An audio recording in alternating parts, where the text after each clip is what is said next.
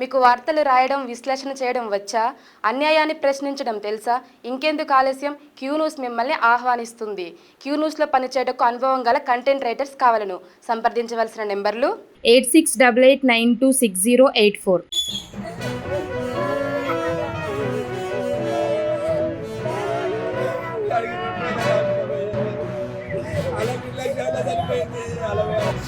రామని మీద ఫోన్ చేసి క్లాసు పోతుంది అని నా వీడియో పనులే పంపించిన పోయిన కంచెలు జ్వరం లేదు ఏం లేదు మంచిగా అర్ధ గంటల జ్వరం వచ్చిందని చెప్పి చనిపోయిందని తీసుకొచ్చి లేచిర్రు. ఇంత ప్రయోజనం ఇవ్వాలి నాకు. ఇప్పుడు అర్ధ గంటల ఫోన్ చేసి చనిపోయింది అంటున్నాను. ఎట్లా నేను ఎట్లా? అయ్యో రామా, ఎట్లా చేసేదో అమ్మా.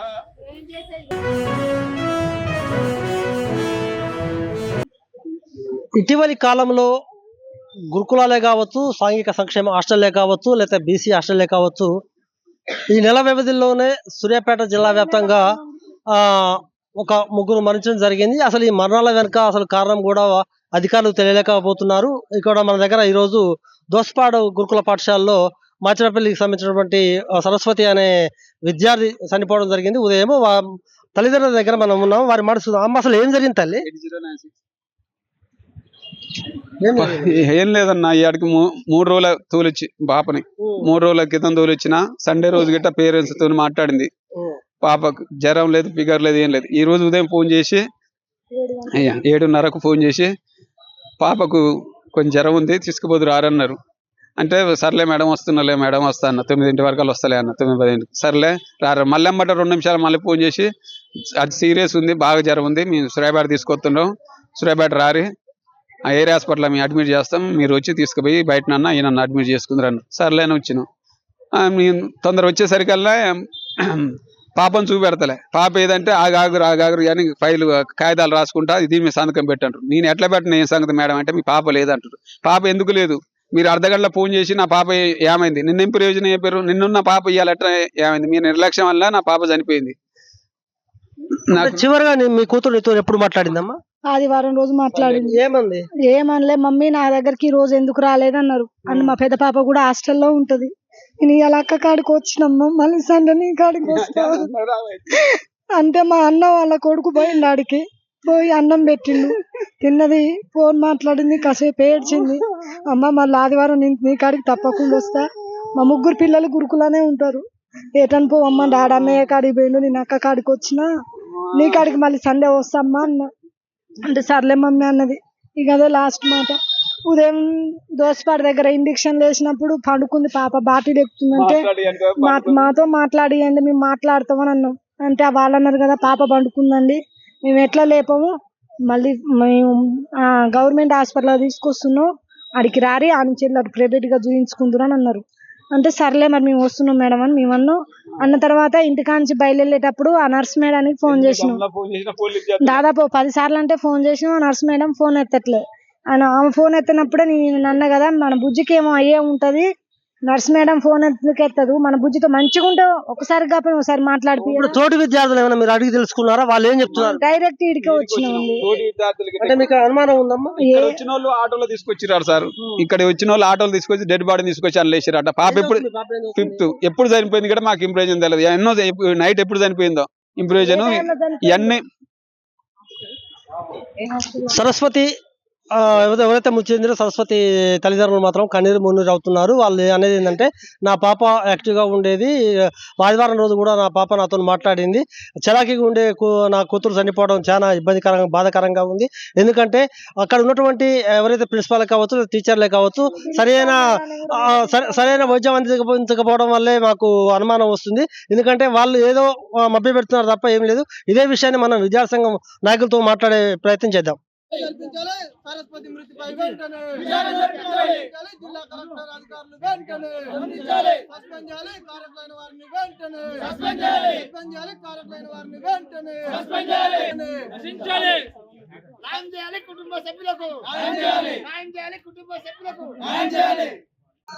దోసపాడు గురుకులాలో జరిగినటువంటి సరస్వతి మృతి పట్ల ఇప్పుడే తల్లిదండ్రుల వివరణ కూడా తెలుసుకోవడం జరిగింది. వారు కన్నీరు మున్నీరు అవుతున్నారు. అదే విధంగా విద్యార్థి సంఘం నాయకులు కూడా ఉన్నారు. వారి మాట తెలుస్తున్నారు. చెప్పే పీడిఎస్ ఆధ్వర్యంలో మీరు పెద్ద ఎత్తున ధర్నాలు చేస్తున్నారు. ఇప్పటికే సాంఘిక సంక్షేమ హాస్టల్ కావచ్చు, బీసీ హాస్టల్ కావచ్చు, గురుకులాల్లో కావచ్చు, పెద్ద ఎత్తున కూడా ఈ మధ్య కాలంలో విద్యార్థులు మృత్యువాత పడడం జరిగింది. ఈ రోజు జరిగినటువంటి సంఘటన మీరు ఏం చూస్తున్నారు? సూర్యాపేట జిల్లా కేంద్రంలో సంవత్సర కాలంలో 4 విద్యార్థులు చనిపోయినటువంటి పరిస్థితి సూర్యాపేట జిల్లా కేంద్రాలలో గురుకుల పాఠశాలలో కావచ్చు, సంక్షేమ హాస్టల్లో కనపడతా ఉంది. ఇక్కడ ఉన్నటువంటి అధికారుల నిర్లక్ష్యం మూలంగానే ఇలాంటి సంఘటనలు కనపడతా ఉన్నాయి.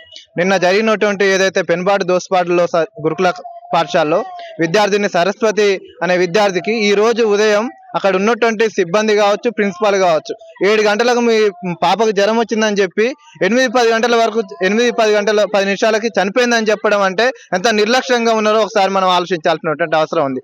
ఆల్రెడీ విద్యార్థి చనిపోయిన తర్వాత వాళ్ళకు సమాచారం ఇచ్చి ఇక్కడికి తీసుకొచ్చిన తర్వాత మీరు సంతకం పెట్టండి, మీ పాపని హాస్పిటల్లో చేర్పించడం అని చెప్పి సంతకం పెట్టమని చెప్పి బలవంతంగా ఒత్తిడి చేస్తున్నటువంటి పరిస్థితి. అంటే విద్యార్థి చనిపోయిన తర్వాత వీళ్ళు స్పందిస్తున్నటువంటి పరిస్థితి ఉంది. మరి జిల్లా యంత్రాంగం ఎందుకు పట్టించుకోవట్లేదు? మొన్ననే ఇమాంపేటలో ఇద్దరు విద్యార్థులు చనిపోయినటువంటి పరిస్థితి ఉంది.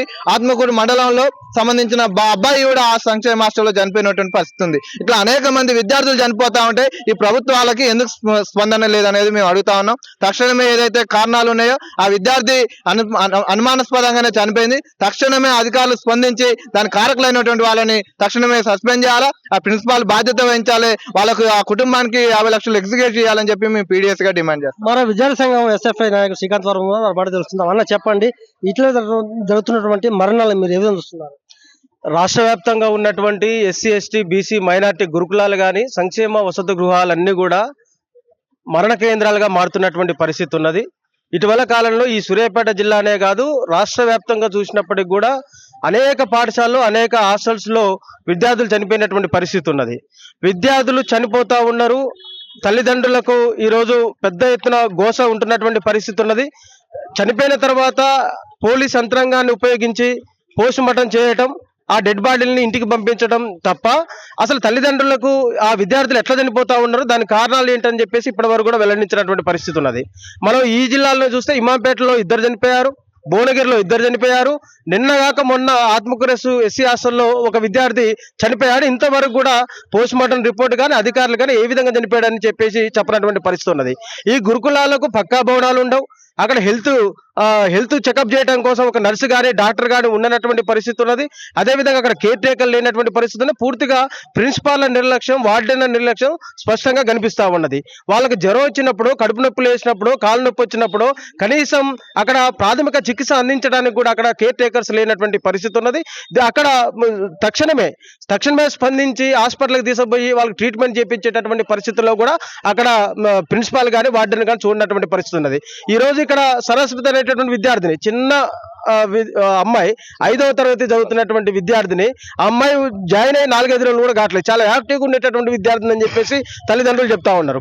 నైట్ ఫీవర్ వచ్చింది, మార్నింగ్ హాస్పిటల్కి తీసుకుపోతున్నాం రండి అని చెప్పేసి 7:30 గంటల ప్రాంతంలో తల్లిదండ్రులకు ఇన్ఫర్మేషన్ ఇచ్చినటువంటి పరిస్థితి ఉన్నది. అంటే ఆల్రెడీ చనిపోయినటువంటి విద్యార్థినే హాస్పిటల్కి తీసుకొచ్చారు.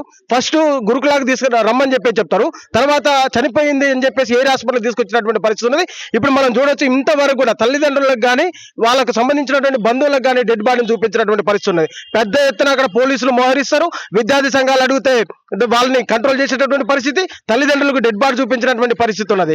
ఇక్కడ ఉన్నటువంటి ఆర్సీఓ కలెక్టర్ గారు ఈ రాష్ట్ర ప్రభుత్వమే స్పందించాలని చెప్పి చెప్తా ఉన్నాం. ఈ రాష్ట్రానికి విద్యాశాఖ మంత్రి ఉండా అని చెప్పేసి ప్రశ్నిస్తా ఉన్నాం. విద్యాశాఖను చూస్తున్నటువంటి ముఖ్యమంత్రి ఈ రోజు విద్యాశాఖని మొత్తం కూడా విస్మరించినటువంటి పరిస్థితి ఉన్నది. విద్యాశాఖ మంత్రి లేకపోవడం, అధికారులు ఈ పాఠశాల మీద, కాలేజీల మీద, హాస్టల్స్ల మీద పర్యవేక్షణ కొరవడంతో విద్యార్థులు నేల కొరుకుతా ఉన్నారు. ఈ నేల కొరిగినటువంటి విద్యార్థులకు బాధ్యత ప్రభుత్వం వహించాలి. ఖచ్చితంగా సరస్వతి మృతి పట్ల సమగ్ర విచారణ చేసి ఆ కుటుంబానికి న్యాయం చేయాలని చెప్పేసి, ఇలాంటి ఘటనలు పునరావృతం కాకుండా చూడాల్సినటువంటి బాధ్యత ఈ ప్రభుత్వం తీసుకోవాలని చెప్పేసి మేము ఎస్ఎఫ్ఐ గా డిమాండ్ చేస్తా ఉన్నాం. బీసీ సంక్షేమ రాష్ట్ర నాయకుడు ఇద్దరు సంపత్ నాయుడు ఉన్నారు, వారు మాట్లాడుతున్నారు. చెప్పండి, దీన్ని ఏ విధంగా చూస్తున్నారు? గతంలో కూడా ఈ రోజు కూడా బీసీ గురుకులాల్లో కూడా గతంలో కూడా ఎస్సీ ఎస్టీ మైనార్టీ గురుకులాల్లో కూడా మన ఇమ్మెంపేటలో జరిగింది. గతంలో జరిగినా కానీ అమ్మాయి కూడా చనిపోయినా కానీ రెస్పాన్స్ లేకుండా ఆర్సీఓ గారు కూడా వీళ్ళందరూ గుమ్మక్కై కూడా ఆ రోజు కూడా అమ్మాయి న్యాయం జరగకుండా చూసుకున్నారు. అదే విధంగా నిన్న 5th క్లాస్ అమ్మాయి కూడా మన సింగరెడ్డిపాలెం గురుకుల పాఠశాలలో మన 5th క్లాస్ అమ్మాయి జాయిన్ అయ్యి కూడా 3 days అయింది. అమ్మాయి కూడా జాయిన్ అయ్యమని కూడా పేరెంట్స్ కూడా నిన్న సాయంత్రం 4 గంటల వరకు కూడా చెప్పే పరిస్థితి లేదు. అదే విధంగా సీరియస్గా ఉందని చెప్పి ఫోన్ చేస్తే మేము బాగున్నారని చెప్తే ప్రిన్సిపల్ గారు ఫోన్ చేసినా కానీ స్పందన ఇవ్వలేదు. అదే విధంగా మా అమ్మాయి కూడా చెడుపడి వచ్చింది, చనిపోయిన వరకు కూడా ఈ రోజు మార్నింగ్ 7 వరకు కూడా మంచిగా అని చెప్పారు. అదే విధంగా పేరెంట్స్ కూడా చనిపోయింటే వారు చెప్పే పరిస్థితి లేదు. అదే విధంగా ఎందుకంటే మేము అనేక స్పందనిచ్చి ఎమ్మడే ఆర్సీ గారు మేడం ఫోన్ చేస్తే ఫోన్ కూడా రెస్పాండ్ కావట్లేరు. దీన్ని కూడా జిల్లా కలెక్టర్ గారు కూడా స్పందించాలి. అధికారంగా స్పష్టంగా ప్రిన్సిపల్ కూడా సస్పెండ్ చేయాలని కోరుకుంటున్నాం. అది కూడా కుటుంబానికి మాకు న్యాయం జరగాలని బీసీ చెప్తున్నాం.